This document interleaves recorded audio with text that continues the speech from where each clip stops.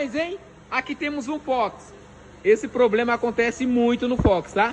Apenas um detalhe, tá bom, galera? Eu não tô denegrindo ninguém, nem falando mal de ninguém. Apenas um simples detalhe. Cliente reclamando da pastilha que tava fazendo barulho e vibrando. Só que esse tipo de pastilha do Fox, né, e muitos da linha Volkswagen, existe um segredo. Você tá vendo essa trava aqui, ó? Ela tá encolhida, tá vendo lá, ó? Essa trava ela não pode estar desse jeito. Quando instalar, tem que puxar ela para fora para ela travar nessa canaleta. E aí ele ia comprar uma nova. Eu falei, não, deixa eu analisar para você. E o erro tá aqui, ó. Tem que pegar isso aqui, ó. Vou puxar para fora. Ó, ó. Aí, ó. Travou, tá vendo? E nisso que travou, ó. Agora não vai fazer mais barulho, tá vendo? Ela travou na canaleta, que tá certo agora, ó. E aqui, ó, a pressão que ela tá, galera. Agora ela não vai fazer barulho.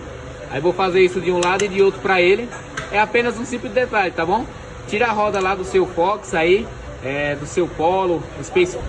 Olha esse outro lado também. Deixa eu dar uma carguinha aqui para você, meu garoto. Você não vai trocar a pastilha não.